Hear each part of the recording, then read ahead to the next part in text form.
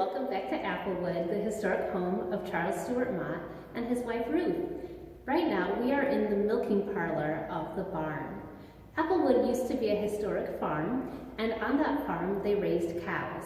Now, no cows live here anymore, but we do still have the milking parlor, so you can see where they would bring in their Holstein Friesian milk cows, and they would milk about 4 to 5 cows a day.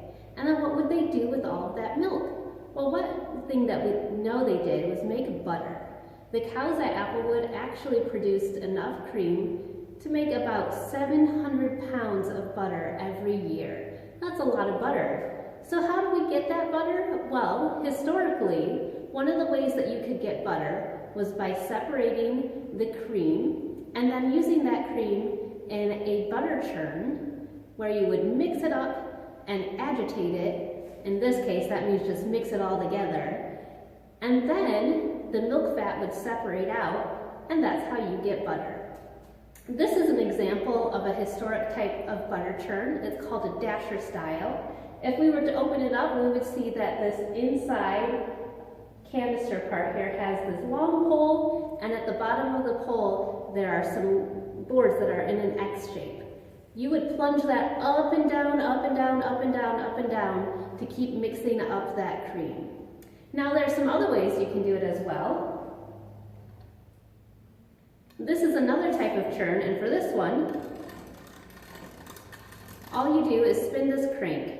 You'd pour the cream right inside the jar, put the lid on and spin away.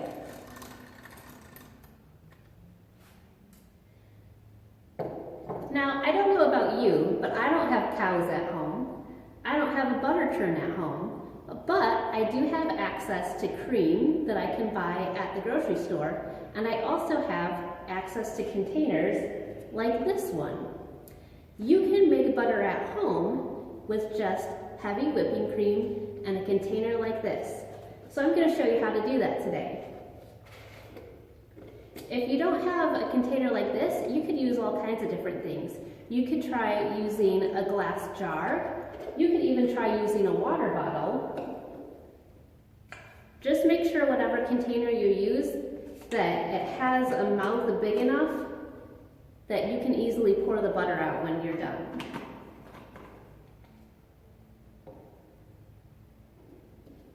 So I have my container here with a screw-on lid.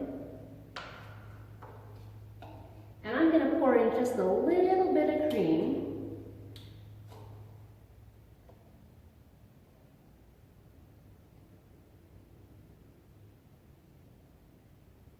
I want to fill it less than halfway up so this cream has lots of room to move around in this container.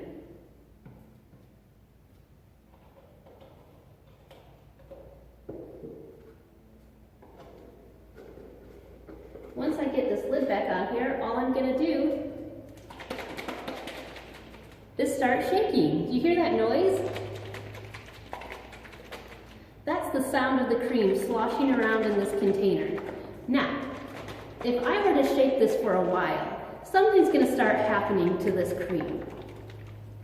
I'm not going to make you wait that whole time, but I have one that I was working on earlier. And what happens when I shake this container? Do you hear anything? No, you don't, because this is what has happened. The cream has started to solidify, and now it just looks like whipped cream in here. This is the hardest part of making butter if you're just shaking it. Once you get to this stage, you feel like nothing's going to happen, and you're shaking and you're shaking and you're shaking and you're shaking, and you don't hear anything and you don't feel anything, and your arms are getting tired, but don't give up, because you're almost there. What's going to happen soon is that you'll start to hear this. We have that sloshing sound again, and now there's something kind of thumping around in our container. If we open it up, what we'll see is we have butter and then buttermilk. Now the Motts actually liked drinking buttermilk. Mr. and Mrs. Mott would enjoy it on a hot day. They thought it was cool and refreshing. It's kind of tangy. You're welcome to drink it if you want to. And they would also serve some of their buttermilk byproduct to their pigs that lived here at Applewood. You could also use it to make pancakes or biscuits or any other kind of baking that calls for buttermilk. So now you have your butter, feel free to give it a try. This is going to be pretty plain butter because we didn't add anything to it, but you could add in salt if you wanted to, or other spices, or if you want to go for a sweeter butter, you could even add in honey or jam and try out some new flavors.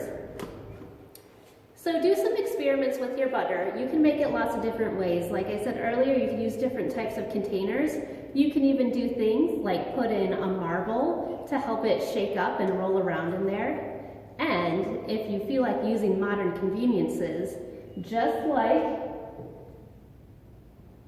with this style of butter churn, you can actually make butter using your electric mixer or even on some blenders. So give it a try, let us know what works best for you. We hope that you enjoyed seeing the milking parlor here where the Motts Holstein Friesian cows would come to get milk, and we hope that you enjoyed learning how to make butter. We can't wait to see how it turned out for you.